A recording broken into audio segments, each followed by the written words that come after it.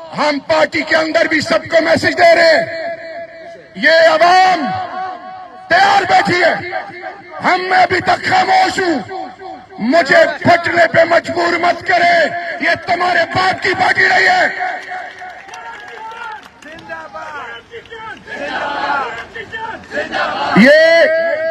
یہ کسی کے باپ کی پارٹی نہیں ہے، جنہوں نے قربانیاں دی، جن کی باپ بہنوں کی بے عزتیاں ہوئی، اور تم اکیلے بیٹھ کے فیصلے کرو گے۔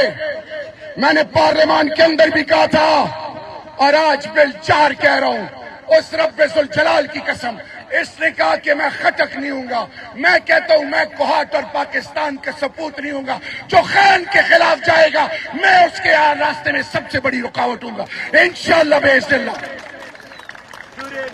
کیا چل رہا ہے؟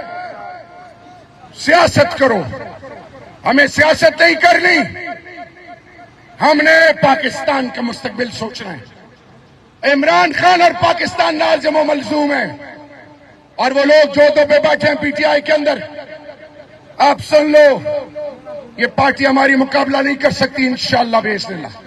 یہ ریجیکٹڈ لاٹ ہے، ان کو پاکستانی قوم نے ریجیکٹ کر دیا۔ ابھی ہمارے اندر کچھ آستین کے سانپ ہیں، منافق اندر بیٹھے ہیں۔ میں کھل کے بات کرنے والا ہوں، میں کسی شوکاز موکاز سے نہیں ڈرتا، میں اللہ سے ڈرتا ہوں۔ عمر ایوب بھائی آپ کے گھر میں آیا، میں آج علی امین خان سے بھی کہہ رہا ہوں، میں آج پی ٹی آئی کی لیڈرشپ کو کہہ رہا ہوں کہ آج میری فائنل آپ کے لیے میسج ہے، ورکر کو اٹھائے، لوئلسٹ کو اٹھائے، وہ جو پارٹی کی بنیاد ہے، اوپر پیراشوٹس ریجیکٹڈ ہے، جنہوں نے خاک کے قبر میں چنے گھونپے، آپ پھر ان کو گلے لگا رہے ہیں۔ ہم ان کو گلے لگانے نہیں دیں گے، ہم ان کو گلے لگانے نہیں دیں گے۔ چل اللہ سمیع اللہ سے کلیم اللہ، کلیم اللہ سے سمیع اللہ، عہدے آپس میں بانٹ رہے ہیں، یہ بٹوارا نہیں چلے گا۔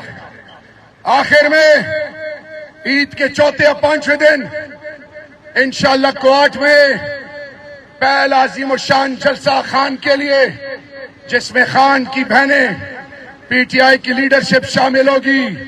کوہاٹ ہم نے خان کی آزادی کے لیے اس جلسے کو ایسے کامیاب بنانا ہے کہ ابلاغ عامہ، انٹرنیشنل میڈیا بھی کہے کہ عمران خان کی آزادی کے لیے کوہاٹ ریجن اور اس دھرتی ماں کوہاٹ نے جو عمران خان کا قلعہ ہے، کیا آپ اس کے لیے تیار ہو؟